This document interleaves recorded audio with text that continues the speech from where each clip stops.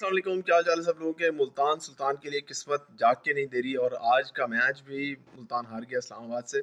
इस्लामाबाद इस वक्त जिस फॉर्म में उनको रोक पाना मुझे तो मुश्किल ही लग रहा है।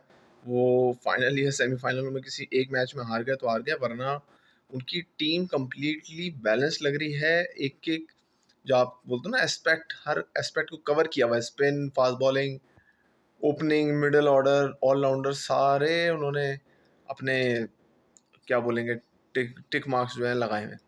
और आज की बात करें, मुल्तान ने सिर्फ 167 रन बनाए। वो कभी भी काफ़ी नहीं होने थे इस्लामाबाद के लिए उनकी बैटिंग लाइनअप को देखते हुए। और वही हुआ कि 20 ओवर बाद आप देखो 17 ओवर में उन्होंने चेस कर लिया और बड़ी आसानी के साथ चेस किया।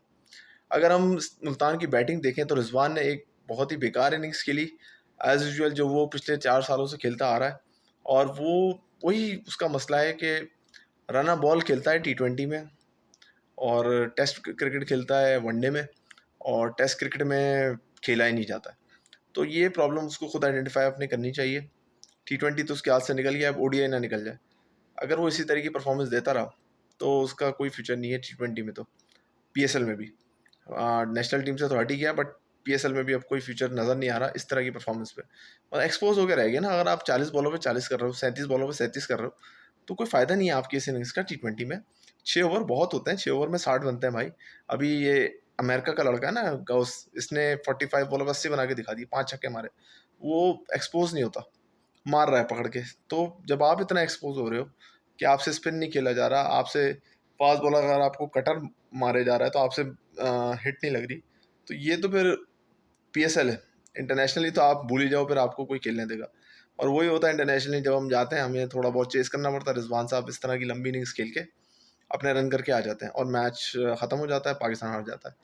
तो ये अब मुल्तान सुल्तान को भी देखने की ज़रूरत है कि अगले सीज़न में होपफुली कि कुछ अच्छा हो मुल्तान के लिए। अभी तो एक मसला ये भी चल रहा है कि मुल्तान सुल्तान अगले सीज़न में होगा भी कि नहीं, क्योंकि उनका कॉन्ट्रैक्ट वो लोग शायद एक्सपायर करने वाले हैं। अली तरीन साहब खुश नहीं है, तो ये एक अलग मसला है। लेकिन अगर होते हैं तो मुल्तान सुल्तान को देखना पड़ेगा कि रिजवान की जगह कौन मुल्तान सुल्तान को लीड कर सकता है।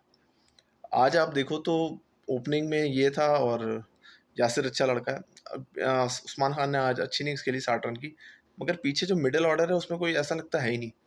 दूसरों के पास इतने प्लेयर पड़े हुए हैं इस्लामाबाद के पास कि उनके ख़त्म नहीं हो रहे। इनके पास सिर्फ इफ्तिखार आया, उसके बाद कोई नीचे कोई बंदा ही नहीं है जो कि मैच को आगे लेके जाए, फिनिश करे और मुल्तान के लिए अच्छा स्कोर करे। ऐसा लगता है 1-2 आउट हो गए तो उसके बाद मुल्तान की टीम ख़त्म है। ऑलराउंडर्स की भी कमी लग रही है, तो ओवरऑल इनके मुझे लग रहा है टीम का बैलेंस भी इस बार सही नहीं बना है। और अब हार्डली शायद 5 मैच रह गए इनके, तो मुश्किल ही लग रहा है मुझे तो कमबैक होता हुआ, क्योंकि अब एक ही चांस था इनका कि मुल्तान में ही जीतना शुरू कर दें। बट मुल्तान में भी अगर हारना शुरू कर देंगे तो फिर तो इनके लिए अब मुश्किल ही हो जाएगी। दूसरी जानिब इस्लामाबाद की बात करें तो शादाब का नसीब कह लें, कुछ भी कह लें, कि उसकी अपनी परफॉर्मेंस नहीं है। आप देखो सारे मैचों में उसने कोई कमाल कारकर्दगी नहीं दिखाई। बस जो फ्लो के साथ चल रहा है, बस वो वैसी बॉलिंग कर रहा है। और जब आप फ्लो के साथ खेलते हो तो ऑब्वियस सी बात है कि आपकी भी बॉलिंग थोड़ी अच्छी दिखने लगती है, लेकिन वो दिख रही है नहीं। तो शादाब की किस्मत आप कह लें कि शादाब अच्छा कप्तान बना हुआ है, कप्तानी वो अच्छी कर रहा है, मगर उसकी टीम बहुत अच्छी है। तो उसी टीम के जब वो आउट कर देता है, होल्डर आउट कर देता है, तो वो आके 2-3 ओवर डाल देता है, एक आधा विकेट निकाल लेता है। जब प्रेशर कम होता है तो थोड़ी बहुत आके बैटिंग कर लेता है और थोड़ा बहुत खेल लेता है। मगर इससे ये कोई गलतफ़हमी में ना रहे कि शादाब एक बहुत ही कोई अच्छा प्लेयर बना हुआ है इस वक़्त और बहुत ही अमेज़िंग फ़ॉर्म में। नहीं भाई, वो वैसे ही खेलेगा। अभी वो कोई इंटरनेशनल मैच दे दो, ये वैसे ही खेलेगा। तो इसको अभी और इम्प्रूवमेंट की ज़रूरत है शादाब को, as a batsman, as a fielder. Fielder तो चलो ठीक है, as a batsman and as a bowler specially, क्योंकि एज़ अ वो बॉलर है, बैटिंग ऑलराउंडर नहीं है, वो बॉलिंग ऑलराउंडर है।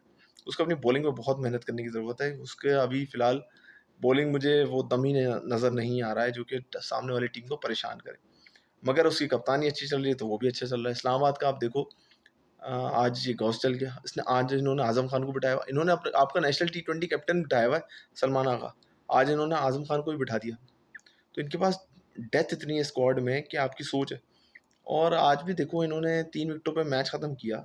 नहीं भी करते तो पीछे कौन था बैठा था? शादाब था, इमाद था, होल्डर बैठा हुआ था, हैदर अली बैठा हुआ था। तो 4-5 बैट्समैन तो यही बैठे हुए थे भाई। तो यही बात है, बात हम कर रहे हैं ना कि मिडल ऑर्डर इनका ऐसा है कि कमाल ही खेल रहा है। मतलब नवाज़ भी है, इमाद वसीम भी है, शादाब भी है, तो कोई जगह बन नहीं पा रही है। सलमान अली आगा की जगह नहीं बन पा रही।